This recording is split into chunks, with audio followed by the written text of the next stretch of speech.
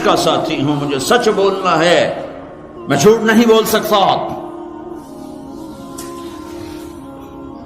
میرے نبی کی زندگی کے دو پلر، عبادت، نماز نہ چھوٹے، نماز نہ چھوٹے، نماز نہ چھوٹے۔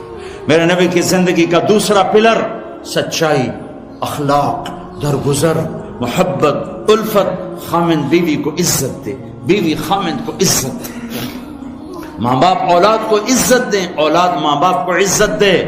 اپنے نبی، اگر اپنے گھروں کو جنت بنانا ہے تو نبی والے اخلاق سیکھو، اور نبی والے اخلاق کا ایک لفظ بتاؤں، وہ برداشت ہے، برداشت ہے، برداشت ہے، وہ صبر ہے، وہ صبر ہے، وہ صبر ہے۔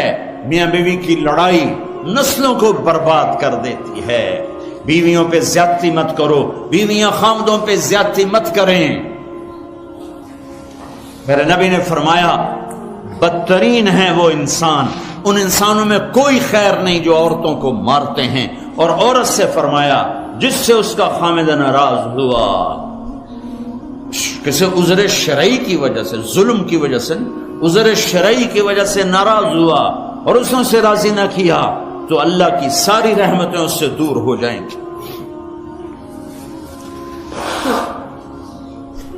اپنے گھروں کو جنت بناؤ۔ گھر جنت پیسے سے نہیں بنتے، پاؤنڈ ڈالر سے نہیں بنتے، نبی والے اخلاق سے بنتے ہیں۔ ماں باپ کو عزت دو، بیوی خامند کو عزت دے، خامند بیوی کو عزت دے۔ کوئی ایک تپ جائے تو دوسرا چپ کر جائے، ایک چپ کرے تو دوسرا اس کو دیکھ کے چپ کر جائے۔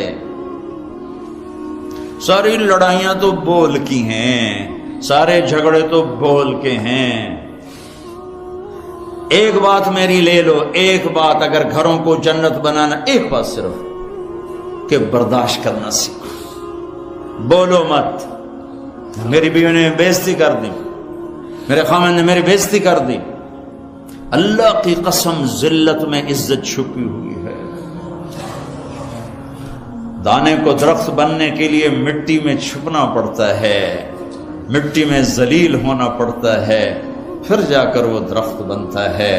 اگر تم لوگوں میں محبوب بننا ہے، تم چاہو کہ تمہاری بیوی تم سے محبت کرے، بیوی چاہے خامند مجھ سے محبت کرے، اولاد چاہے ماں باپ محبت کرے، ماں باپ چاہے اولاد محبت کرے، ایک دوسرے کو برداشت کرو، ایک دوسرے کو برداشت کرو، درگزر کرنا سیکھ لو۔ اور میرے حبیب کا فرمان، اے معاذ تمہیں سارے دین کا خلاصہ بتاؤں؟ کہا جی کیا؟ مجھے دیکھو، آپ نے کہا یہ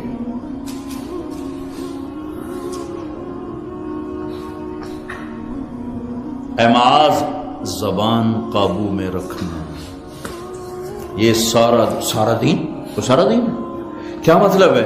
جو زبان پہ قابو رکھے گا سارا دین اس کا بچ جائے گا، جو زبان پہ قابو نہیں رکھے گا سارا دین ضائع ہو جائے گا۔ غصے کو برداشت کرنا سیکھو، ایک دوسرے کی تعریف کرنا سیکھو، کسی کی بیٹی کو بہو بنا کے گھر لائے ہو اس سے وہ عزت دو جو اپنی بیٹیوں کو دیتے ہو۔ ایک عورت جب ماں ہوتی ہے تو وہ بچ جاتی ہے، قربان ہوتی ہے۔ وہی عورت جب ساس بنتی ہے تو اس کے اندر زہر بھر جاتا ہے۔ ایک مرد جب باپ ہوتا ہے، ساری رات جاب کر کے بچوں کو روٹی کھلاتا ہے، وہ جب سسر بن جاتا ہے تو اس کے اندر ایک نفرت بھر جاتی ہے۔ یہ میرے نبی نے سسر بن کے دکھایا۔ آپ اپنی بیٹی کے گھر آئے، فاطمہ پریشان، بیٹی کیا ہوا؟ کہ میری اور علی کی لڑائی ہو گئی۔ اچھا کدھر ہے علی؟ یہ نہیں پوچھا کیوں ہو گئی، بس کدھر ہے علی؟ کا یہ باہر چلے گئے۔ آپ پیچھے نکلے، ڈھونڈا، مسجد میں سوئے ہوئے تھے، ان کو اٹھایا، ابو تراب اٹھو، یہاں یہ لقب آپ کو ملا ہے۔ گھر میں آئے اور ایسے لیٹ گئے، ادھر علی کو لٹایا، ادھر فاطمہ کو لٹایا، علی کا ہاتھ اپنی ناف پہ رکھا، پھر علی کے ہاتھ پر فاطمہ کا ہاتھ رکھا اور ان کے اوپر اپنا ہاتھ رکھا، پھر فرمایا اب دونوں میرے سامنے کہو کہ ہماری صلح ہو گئی ہے۔ تو دونوں نے کہا جی صلح ہو گئی۔ تو آپ باہر نکلے بڑے خوش خوش. صحابہ نے کہا یا رسول اللہ آپ تو بڑے خوش نظر آ رہے ہیں. کہا میں علی و فاطمہ کی صلح کرا کے آ رہا ہوں. یہ سسر کا کردار ہے, یہ سسرال کا کردار ہے. لیکن میں درد سے کہہ رہا ہوں کہ ساس اور سسر ایک زہر کا رشتہ بن گیا ہے, بہو ایک ذلیل رشتہ بن گیا ہے. جیسے تم اپنی بیٹیوں کے لیے چاہتے ہو کہ کسی کے گھر جائیں تو سکھ سے رہیں, جس کی بیٹی لاتے ہو اس کو بھی سکھ دو. اور بیٹیوں سے بھی کہتا ہوں جس گھر میں جاؤ جاتے ہی ماں باپ سے جدا کرنے کی اسکیمیں نہ چلاؤ, بلکہ گھر کے لیے راحت بنو, رحمت بنو. میرے نبی والی زندگی پڑھو, اللہ کے واسطے پڑھو کہ آپ اپنے گھر میں زندگی کیسے گزارتے تھے. ایک صحابی ہیں ابو دجانہ, جنگ بدر سے لے کر آخری حج تک اللہ کے نبی کے ساتھ رہے. بڑے صحابہ میں ہیں, لیکن فرماتے ہیں لوگوں میرے پاس بخشش کا سب سے بڑا عمل یہ ہے کہ میں نے اپنی زبان سے آج تک کسی کو دکھ نہیں دیا اور میرے دل میں کسی کا بغض کوئی نہیں ہے. اگر اپنے نبی کے اخلاق بنانے دو چیزیں لے لو, زبان سے دکھ نہ دو, دل میں بغض نہ رکھو.